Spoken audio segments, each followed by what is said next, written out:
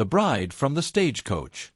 The Texas sun had a way of burning a man down to his bones. Dust swirled along the long stretch of road that cut through Miles Dawson's land, and every creak of saddle leather seemed to echo in the lonely silence. For 6 years, he had worked this spread alone. 40 head of cattle, a few hired hands who came and went, and a cabin too quiet for his liking. Miles was 35, tall and broad-shouldered, a man built by years of labor under the unforgiving skies. His neighbors called him steady and dependable, but behind that hard jaw and weathered face, there was a hollowness. Nights stretched long and empty, and every dawn reminded him he had no one to share the day with. That was why he had written the letter. It had been his sister in Kansas who suggested it. "You need a wife, Miles. And if you're too stubborn to go courtin', then you'd best send for one." So he had done just that, sent word through the paper, the same way lonely men and women across the territories found matches. He had asked, plainly and without fuss, for a woman willing to make a life with him on a ranch. He had been specific, though. He wanted someone slim and healthy, a woman who could handle the heat but still be delicate beside him.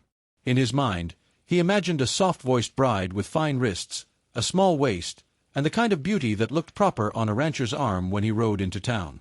The reply had come swift, faster than he expected. A young woman named Clara Belle had answered.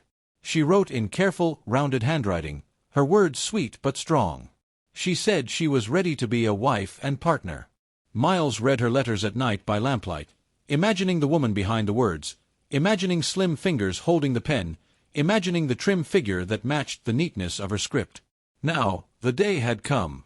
The stagecoach rattled down the dirt road, dust flying in its wake. Miles stood tall at the edge of the station platform, hands hooked in his belt, heart pounding harder than he cared to admit. The door swung open, and his life changed forever. She was not what he expected. The woman who stepped down was curvy, full-bodied, with a figure that would have turned every cowboy's head from Amarillo to Dallas. Her dark hair spilled in thick curls beneath her bonnet, her cheeks flushed from the heat, and her dress, though travel-worn, hugged her generous shape. Miles blinked, his mouth going dry. This couldn't be Clara Belle. But she lifted her eyes, deep brown and steady, and smiled directly at him. "Mr. Dawson." Her voice was warm honey, rich and unhurried. He cleared his throat. "That's me. And you must be Clara Belle Whitaker," she said, gathering her skirts and offering her hand. Her palm was soft, but her grip was firm. "I hope the journey's been worth it for you, sir." He stared, caught between disbelief and something hotter, sharper, curling low in his gut. She was beautiful, undeniably so, but she was not the slim, delicate bride he had ordered. She was more, far more, than he thought he wanted. For a moment, he said nothing. The silence stretched, and Clara's smile faltered. "You didn't expect me," she said softly, though her chin lifted with a stubborn pride. "Is that it?" Miles shook himself, removing his hat and rubbing the back of his neck. You're not what I pictured, that's all." Her eyes narrowed just a fraction, though her voice stayed calm. "Well, I reckon pictures rarely tell the whole story. But I'm here now. You sent for a wife, and I answered." He opened his mouth, then shut it again. Behind them, the stagecoach driver tossed down her trunk, a heavy, well-traveled thing that hit the ground with a thump. Clara didn't so much as flinch. She walked to it, bent at the waist, and with surprising strength, hoisted it upright before Miles even moved to help. He found himself watching her, watching the way her figure curved as she worked, the way determination glinted in her eyes. "Damnation," he thought. "She's strong." And just like that, a flicker of admiration cut through his disappointment. The ride back to the ranch was quiet at first. Clara sat beside him in the wagon, her back straight, her bonnet set neatly in her lap. Miles stole glances at her, trying to reconcile the woman beside him with the letters he had read. "You wrote about your cooking," he said at last. Her lips twitched. "I can cook. You'll not go hungry, that I promise." "You said you grew up on a farm?" "Yes. My father raised hogs, and my mother taught me how to run a household. I can milk, mend, and churn butter with the best of them. I may not be slim as you imagined, Mr. Dawson, but I'm not afraid of work." Her words stung, because she was right. He had imagined her different. smaller. But looking at her now, with the sun catching the sheen of her hair and the set of her shoulders, he realized she was no fragile flower. She was rooted, solid like oak. When they reached the ranch, Clara stepped down from the wagon and took in the land. The cabin sat sturdy against the horizon, smoke curling from the chimney. Corrals stretched wide, cattle lowed in the distance, and the endless Texas sky arched above them. Clara breathed deep and smiled. "It smells like freedom out here." Miles blinked at her. "Most folks say it smells like dust and cow."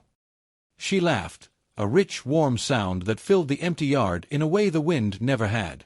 "Well, then I reckon dust and cow smell just fine to me." Inside the cabin, Miles found himself nervous, though he'd never admit it. He watched as Clara set her bonnet aside, smoothed her dress, and looked around the place that was now her home. "It's plain," he said gruffly, "but it's sturdy." "It's honest," she replied, touching the wooden table, the shelf of books, the quilt folded at the foot of his bed. Her eyes softened. "It feels lived in. Feels real." Miles shifted uncomfortably, suddenly aware of every crack in the floorboards, every scuff on the walls. He had wanted a slim bride to make this cabin feel finer, prettier. But as Clara moved through the room, humming low under her breath, he realized the cabin already felt warmer, just because she was in it. That night, after supper, Clara sat across from him, her hands folded neatly. The lamplight caught the curve of her cheek, the fullness of her lips. "Miles," she said quietly, "if you regret sending for me, you best say so now." His fork froze halfway to his mouth. She held his gaze steadily. "I've traveled a long way, and I've no intention of being an unwanted burden. If I'm not the woman you thought you wanted, you should tell me plain." For a long moment he couldn't speak. The truth tangled in his throat. He had wanted a slim bride, yes. But now, staring at this curvy, strong, beautiful woman who met his gaze without flinching, all he could think was how alive he felt with her in the room. He set his fork down slowly. "You're not what I expected, Clara Belle. But maybe that ain't a bad thing." Her lips parted in surprise, then curved into the faintest of smiles. And in that smile, Miles felt the first stirrings of something he hadn't felt in years: hope. Sparks on the ranch. The rooster crowed before the sun had fully lifted, but Clara was already awake. She had grown up on farms, after all, and the rhythm of early mornings was etched into her bones. Slipping from the narrow bed in the spare room, she dressed quickly, braided her thick dark hair, and made her way to the kitchen. The cabin smelled faintly of wood smoke and last night's stew. She stoked the fire, set the kettle to boil, and began working with the ease of long habit, measuring flour, beating eggs, slicing salt pork.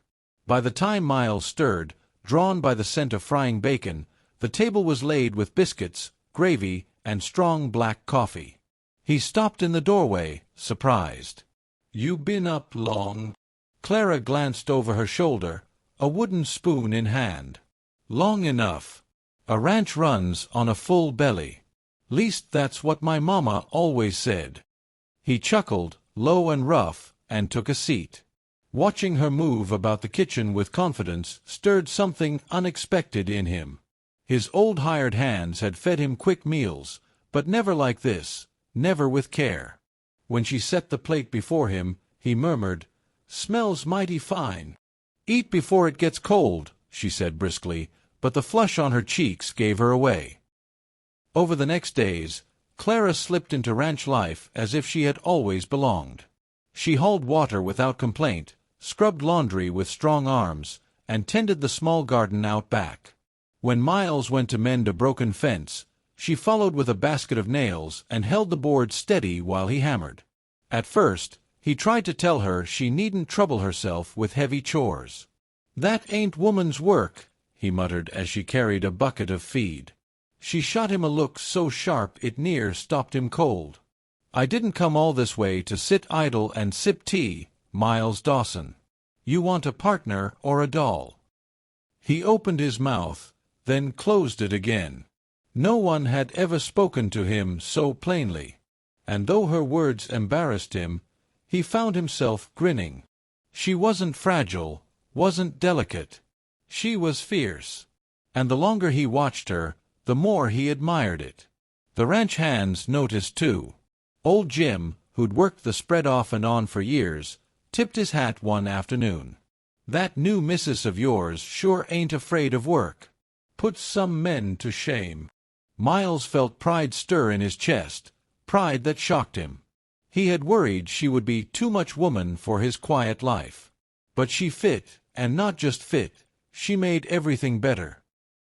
Still, nights were harder. Though they shared meals and long hours of work, Miles kept his distance when the lamps went out. Clara slept in the spare room, and he lay awake listening to the sounds of her shifting, her soft breaths through the wall. Desire coiled tight in him, sharper each day. He hadn't expected to want her like this, not with such force. One evening after supper, Clara sat by the fire, mending a torn shirt of his. Her head bent low, curls slipping from her braid. The lamplight painted her skin golden, and Miles couldn't tear his eyes away. "You work too much," he said softly. Her fingers stilled. "If I don't keep my hands busy, my thoughts run wild." "What sort of thoughts?" Her eyes lifted, locking with his. For a long heartbeat, neither spoke. The air between them crackled like summer lightning. She looked away first, her cheeks flushing.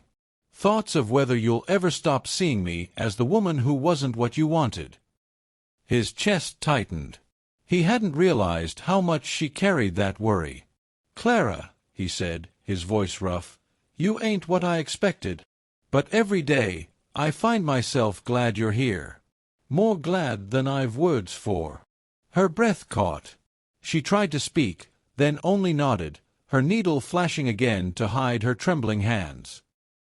The breaking point came a week later.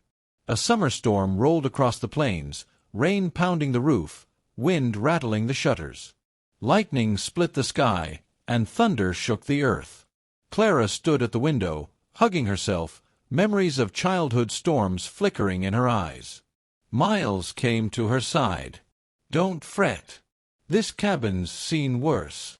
"I'm not afraid of the storm," she whispered.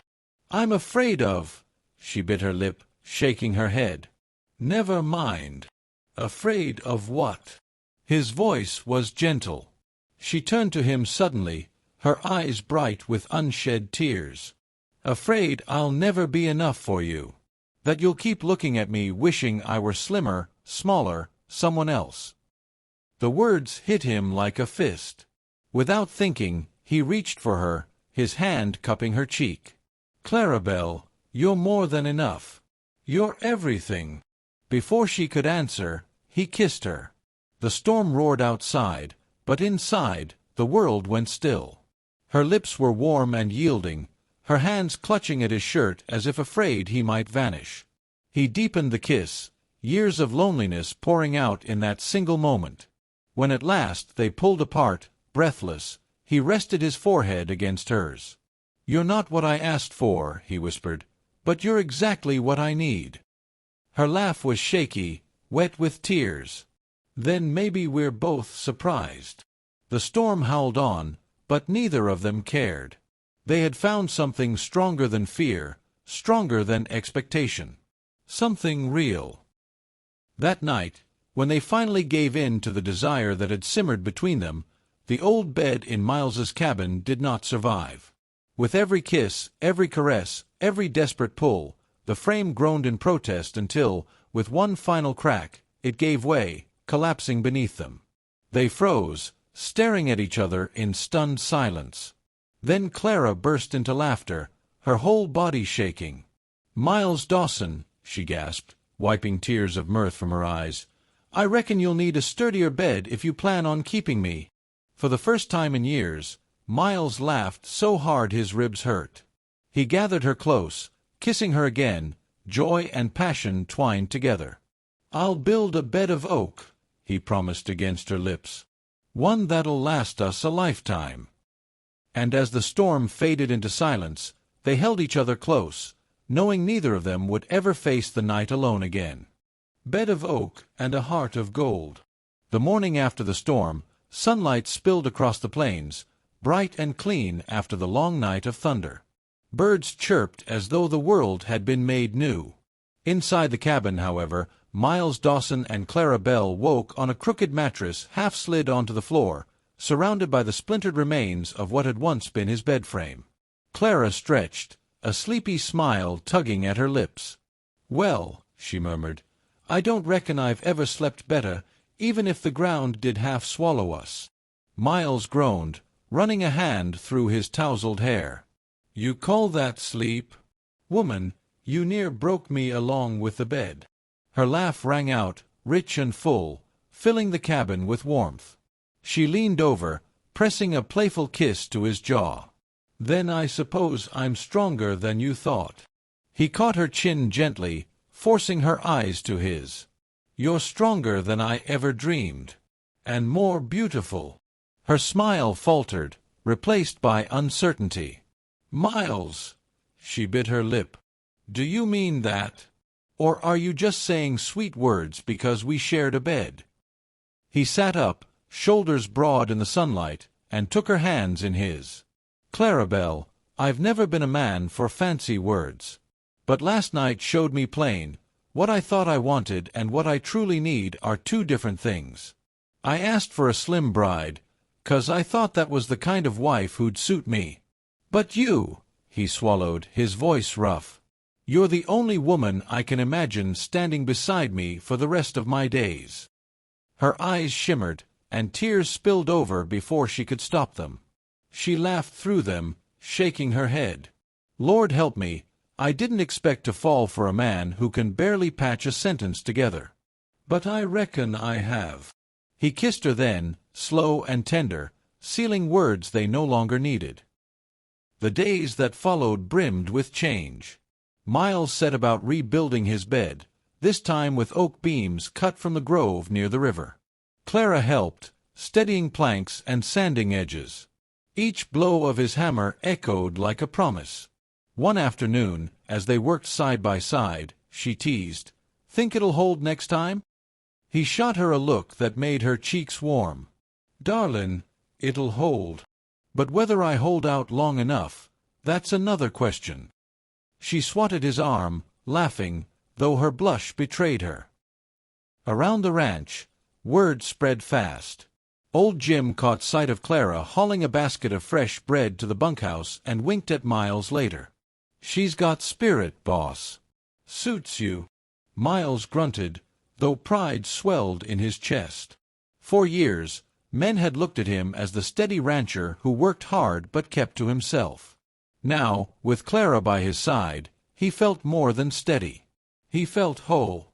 In town, the shopkeeper's wife raised an eyebrow when she saw Clara's curves and sturdy frame. "Not quite what I pictured for you, Mr. Dawson," she said slyly. Miles only grinned, sliding his arm around Clara's waist. "That's 'cause you ain't got imagination. She's worth 10 of what I pictured." Clara's heart near burst at his words. Yet not every moment was laughter. One evening, Clara sat quiet by the fire, her mending forgotten in her lap. Miles noticed the way her brow furrowed, the sadness in her eyes. "What's wrong, sweetheart?" he asked. She sighed. "All my life I've been told I was too much. Too loud, too big, too stubborn. Even when I stepped off that stagecoach, I saw disappointment in your eyes. I can't forget it." Miles knelt before her, taking her hands in his calloused ones. "You saw true. I was surprised. But Clara, don't mistake surprise for disappointment. I didn't know what I needed until I met you. And I thank God I was wrong about what I thought I wanted." Her breath trembled. "And if one day you regret it—" He shook his head firmly. "The only regret I've got is not sending for you sooner. You've turned this cabin into a home. You've turned me into a better man. There ain't no regret in that." Tears slipped down her cheeks, but this time they were tears of relief. She leaned into him, their foreheads touching, and whispered, "Then I reckon I'll stop doubting and start living." The new bed stood finished by week's end, solid oak, carved smooth, strong enough for generations. When Miles carried Clara across its frame that night, both of them laughed at the memory of the broken one. "This one's built to last," he murmured, kissing her temple. She curled against him, her voice soft. "So are we." As summer stretched into autumn, the ranch thrived. Clara's hands left their mark on every corner. Fresh curtains at the windows, herbs hanging from the rafters, warm meals that drew laughter to the table. Miles found himself eager to return home each day, knowing she'd be there, her smile waiting. One crisp morning, she placed his hat on his head before he rode out, her fingers lingering on his cheek. "Be safe," she said. He caught her hand, kissed her palm, and whispered, "Be mine. Always." Her answering smile was brighter than the Texas sun. Months later, when Clara told him she carried his child, Miles dropped his tools right in the dirt and swept her into his arms, laughing and crying all at once. "Guess that oak bed'll see more than we bargained for," she teased, tears in her eyes. He kissed her fiercely. "That bed's just the beginning. Clara Belle, you've given me more than a bride. You've given me a family, a life." And in that wide Texas sky, with love and laughter ringing between them, the rancher who once thought he wanted a slim bride knew without a doubt. His curvy, fiery, beautiful wife was the greatest blessing he'd ever received.